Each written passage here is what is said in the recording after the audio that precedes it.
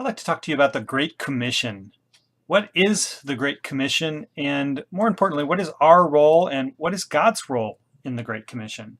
We're going to take a look at that today. It's been stated by the Barna poll that many churchgoers really don't have a firm grasp or understanding of what the Great Commission is. Of those polled, 51% didn't know what the Great Commission was. Of those who said they knew what it was, 25% really couldn't explain it. 17% knew what it was and could explain it, and 6% were unsure. So that means almost 83% of churchgoers really don't understand what the Great Commission was. If they don't understand what the Great Commission is, then they probably don't know how it applies to them in their lives. And so we're going to take a look at that today. Matthew 28:18 through 20. Real quick, just pause the video and try to recite that from memory if you can. Go ahead and do that now. Okay, how many of you knew what the Great Commission was and could recite it? Generally, when I'm talking with people and talking with churchgoers and Christians and doing trainings, I'll say, what is the Great Commission? And generally, I'll get an answer like this. The Great Commission calls us to go, calls us to make disciples of all nations, baptizing them in the name of the Father, of the Son, and of the Holy Spirit, and teach them to obey all the things that He has commanded us. And while this certainly is the Great Commission, to go make disciples of all nations, baptizing them in the name of the Father, Son, and Holy Spirit, and teaching them to obey, there's two really important principles missing from this. In fact, when you start reading the Great Commission in verse 18, it starts with Jesus saying that all authority has been given to Him in heaven and in earth.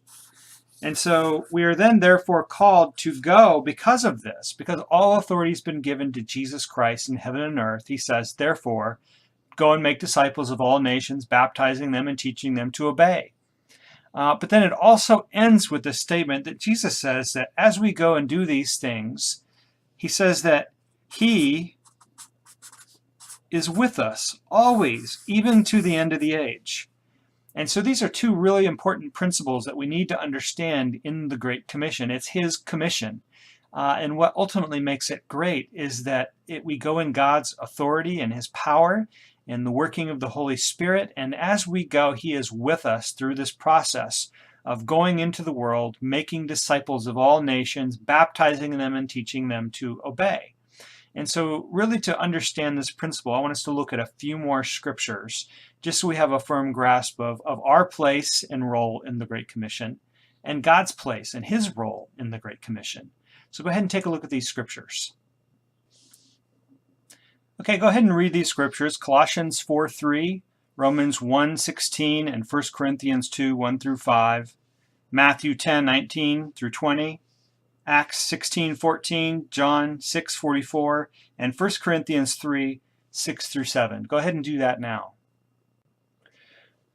Okay, when we read Colossians 4:3, we see God's role in this Great Commission work that He's called us to is that we are praying to God to open up doors for the gospel. So He opens doors for us.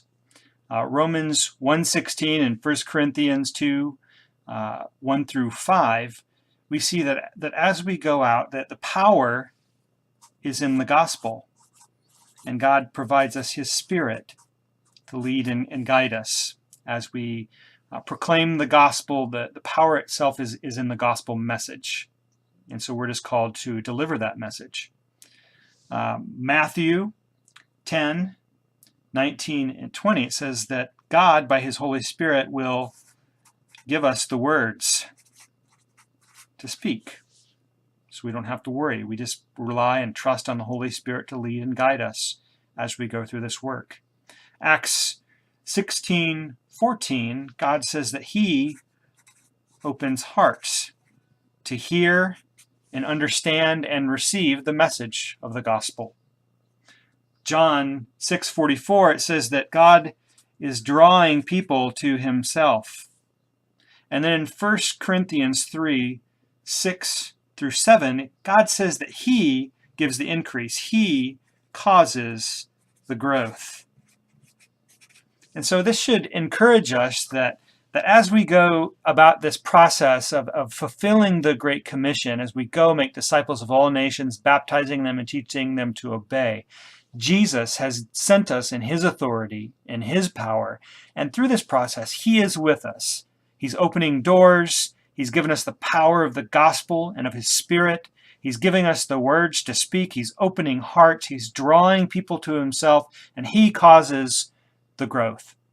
And so really what I want us to see in this Great Commission process is that ultimately what we are called to do is we are called to abide in Jesus Christ, abide in him, and he causes the fruit. He is the Lord of the harvest, and this is his Great Commission. And what makes it so great is that he does most of the work for us. All we do is step out in obedience to obey this commission that he has called us to go into the world, proclaim the good news of Jesus Christ to the ends of the earth, baptizing and teaching them to obey. And this process continues over and over until we will see that there's no place left. And so I hope this gives you a broader vision of the Great Commission, your role and God's role in it.